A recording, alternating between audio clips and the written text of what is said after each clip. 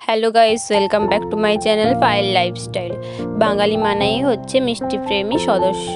কিভাবে আমি ক্ষীরকদম বানালাম তার রেসিপি আমি তোমাদের কাছে তুলে ধরছি। 250 গ্রাম পনির নিয়েছি, পনিরটাকে ভালো করে গ্রেট করে নিলাম। এরপর 500 গ্রাম দুধ নিয়ে দুধটাকে ভালো করে কিছুক্ষণ ধরে ফুটিয়ে নেওয়ার পর দুধটা ঘন হয়ে আসা অবধি অপেক্ষা করলাম। দুধটা যখন ঘন হয়ে এলো তখন গ্রেট করা পনিরগুলো ওর মধ্যে দিয়ে দিলাম। পনিরগুলো দিয়ে ভালো করে মিশিয়ে নেওয়ার পর আবার কিছুক্ষণ ধরে দুধটাকে অল্প আঁচে ফুটিয়ে নেওয়ার পর আরও কিছুক্ষণ অপেক্ষা করে ওর মধ্যে একটু গুঁড়ো দুধের পাউডার দিয়ে দিলাম। গুঁড়ো দুধের পাউডারটা ওই 100 গ্রাম মতো নিয়েছিলাম। এরপর 100 গ্রাম মতো ওর মধ্যে চিনি অ্যাড করে দিলাম। চিনি অ্যাড করার পর ভালো করে ওটাকে মিশিয়ে নিলাম।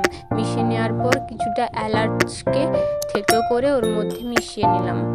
মিশিয়ে নিয়ে কিছুক্ষণ অল্প আঁচে ফুটতে এবার ক্ষীরকদমের মিশ্রণটা অনেকটাই ঘন হয়ে এসছে। এখন আমরা কিছুটা পরিমাণ কাজু বাদাম নিয়ে গ্রেট করে নিয়ে ওই কাজু বাদামের পাউডারটা ওর মধ্যে দিয়ে ভালো করে মিশিয়ে নিলাম। এরপর একটু ঘি নিয়ে একটা থালার মধ্যে ভালো করে ওটাকে মারিয়ে নিলাম যাতে না পুরটা থালার উপর লেগে যায়।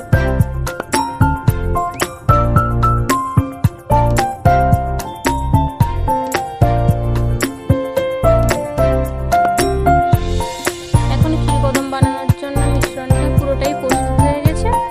এখন একটা থালার মধ্যে যেটাতে ঘি মারিয়ে রেখেছিলাম ওটা নিয়ে আমরা মিশ্রণটাকে নামিয়ে নিলাম।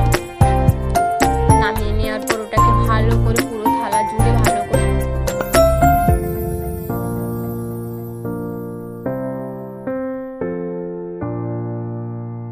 এখন মিষ্টি বানানোর জন্য পুরো মিশ্রণটাই রেডি করে নিয়েছি। এখন ওপর থেকে একটু গুঁড়ো দুধের পাউডার ওর মধ্যে উপর থেকে ছড়িয়ে নিয়ে ওটার মধ্যে ভালো করে গুঁড়ো দুধের পাউডারটা যাতে মিশে যায়, স্বাদটা আরও যাতে দ্বিগুণ হয়ে যায়, ওর জন্য আমরা ওটার উপরে গুঁড়ো দুধের পাউডারটা অ্যাড করে ওটাকে কিছুক্ষণের জন্য ফ্রিজে রেখে দিলাম। ফ্রিজ থেকে বের করে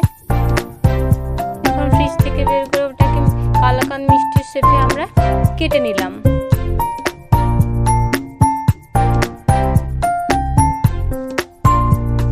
ব্যাস, আমাদের কালাকাঁদ মিষ্টি রেডি। ট্রাস্ট মি, মিষ্টিটা দেখতে যেরকম সুন্দর হয়েছিল খেতেও খুব দুর্দান্ত হয়েছিল। তোমরাও একদিন ট্রাই করতে পারো। ভিডিওটা যদি ভালো লেগে থাকে তাহলে আমার চ্যানেলটাকে সাবস্ক্রাইব করো, লাইক করো অ্যান্ড শেয়ার করো। আজকের ভিডিওটা এই পর্যন্ত, দেখা হচ্ছে পরের ভিডিওতে।